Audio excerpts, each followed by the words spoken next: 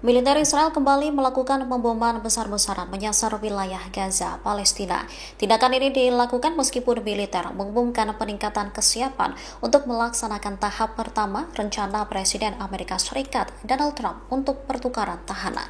Serangan Israel disebut kian heboh setelah perjanjian dihentikannya serangan ke Gaza diumumkan. Pesawat militer Israel meluncurkan serangan yang diduga menargetkan para pengungsi dan penyedia layanan kemanusiaan.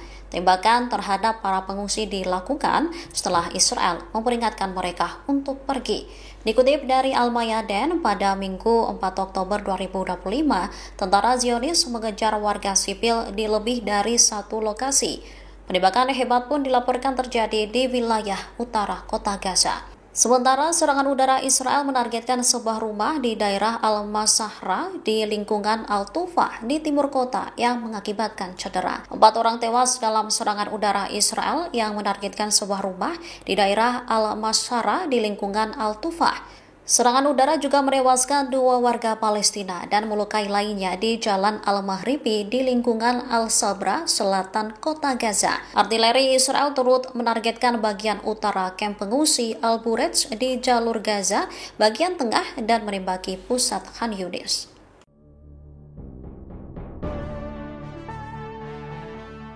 Serangan udara Israel kembali membara di jalur Gaza pada Sabtu 4 Oktober 2025 waktu setempat.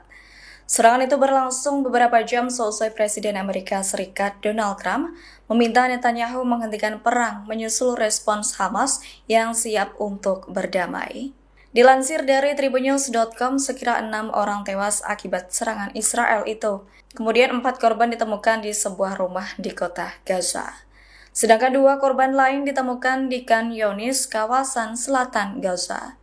Terkait hal itu, pemerintah Israel menekankan serangan dilakukan bukan untuk memperluas perang.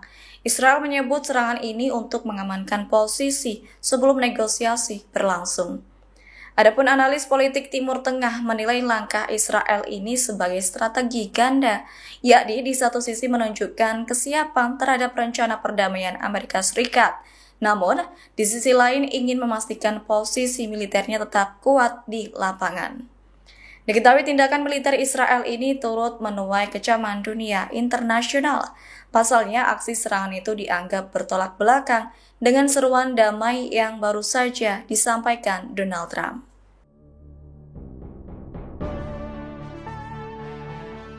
Israel mengaku siap memulai tahap pertama pelaksanaan rencana Presiden Amerika Serikat Donald Trump soal gencatan senjata hingga pembebasan sandera di jalur Gaza. Sikap ini ditujukan Perdana Menteri Israel Benjamin Netanyahu menyusul respons positif dari Hamas yang ingin mencapai perdamaian hingga mengakhiri perang. Berdasarkan pengumuman kantor PM Netanyahu pada Sabtu 4 Oktober, Israel akan segera mengimplementasikan rencana dari Trump, jadi dengan fokus utama pada pembebasan semua sandera Israel yang ditahan di Gaza. Menurutnya, itu sebagai langkah awal dalam mewujudkan perdamaian di Gaza. Kantor Perdana Menteri Netanyahu juga menekankan Israel berkomitmen penuh untuk bekerja sama dengan Presiden Trump dan timnya demi mengakhiri konflik. Hal itu sesuai prinsip-prinsip yang telah disepakati. Menyusul hal itu, media Israel melaporkan perintah pengurangan serangan ofensif di Gaza telah diberikan kepada militer. Tindakan itu dilakukan sebagai bentuk dukungan terhadap proses perdamaian yang tengah berjalan. I want to thank the countries that helped me put this together: Qatar, Turkey, Saudi Arabia, Egypt, Jordan, and so many others. So many people fought so hard. This is a big day. We'll see how it all turns out. We have to get the final word down in concrete. Very importantly, I look forward to having the hostages come home to their parents and having some of the hostages, unfortunately, you know the condition they're in, come home likewise to their parents, because their parents wanted them just as much as though that young man or young woman were alive. So I just want to let you know that this is a very special day, maybe unprecedented in many ways. It is unprecedented, but thank you all, and thank you all to those great countries that helped.